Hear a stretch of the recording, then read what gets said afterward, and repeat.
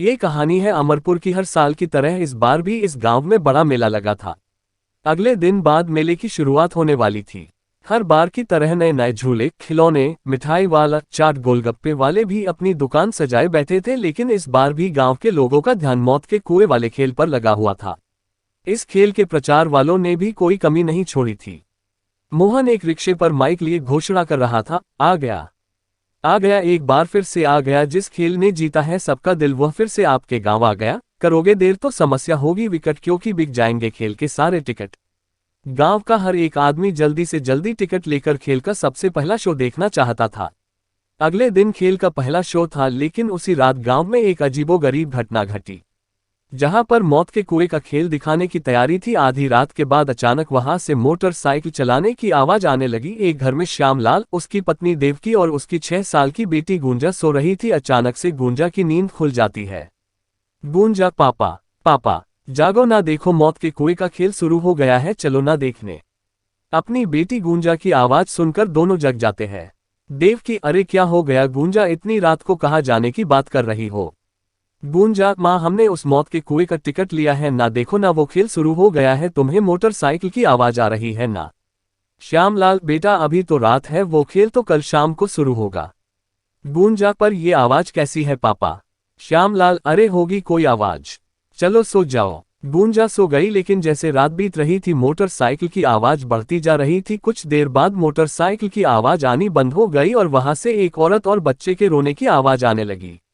उस आवाज से गुंजा और उसके माता पिता की नींद खुल गई। इस बार वह आवाज उन दोनों ने भी सुनी। वह सब बहुत डर गए। वह उस जगह पर जाना तो चाह रहे थे, लेकिन उनकी हिम्मत नहीं हो रही थी। अगली सुबह जब उन लोगों ने गांव वालों से यह बात बताई तो उनकी बातों पर किसी ने ध्यान नहीं दिया, क्योंकि उनके सिवा वह आवाज किसी ने नहीं सुनी थी। इसका शायद ये भी कारण रहा हो कि गुंजा का घर मेले वाले मैदान के पास में था। उसी शाम देवकी, श्यामलाल और गुंजा मेला देखने गए। चारों ओर लोगों की भीड़ थी। कोई झूले पर बैठा चिल्ला रहा था, तो कोई नए खिलौने हाथ में लिए मुस्कुरा रहा था, कोई जलेबियां देखकर लार टपका रहा था, तो कोई गोलगप्पे के दुकान पर बिना गिने गोलगप्पे खा रहा था। लेकिन गुंजा को तो इंतजार था मौत के कुएं का खेल शुरू होने का। वहां भी कई सारे लोगों की भीड़ थी। लोगों खेल चालू करने के लिए कह ही रहे थे कि मोटरसाइकिल स्टार्ट करने की आवाज आई। मोटरसाइकिल का चालक एक्सेलरेटर पर एक्सेलरेटर बढ़ाए जा रहा था। बाइक की आवाज पूरे मेले में गूंज रही थी।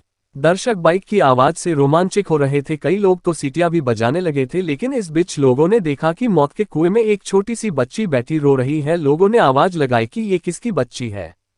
कोई उस बच्ची को निकालता, उसके पहले ही लोगों ने देखा कुएं के अंदर अचानक एक औरत भी आ गई। उसका चेहरा बड़ा डरावना लग रहा था।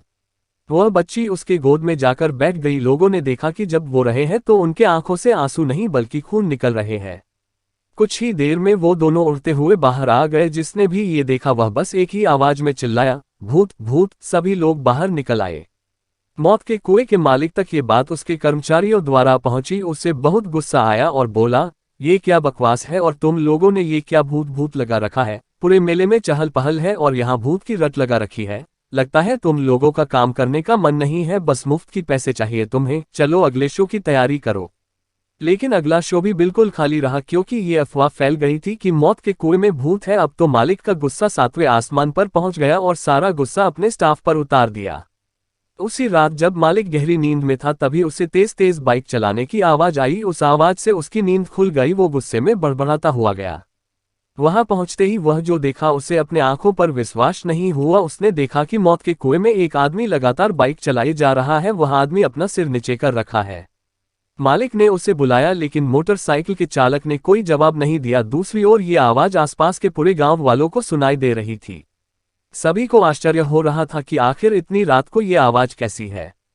सभी को डर भी लग रहा था। फिर भी कुछ लोगों ने हिम्मत की और गांव के सरपंच जी के साथ में मेले में पहुंचे। गुंजा भी श्यामलाल के साथ वहां पहुंची। वहां उन लोगों ने भी वही दृश्य देखा जो मौत के कुएं का मालिक देख रहा था।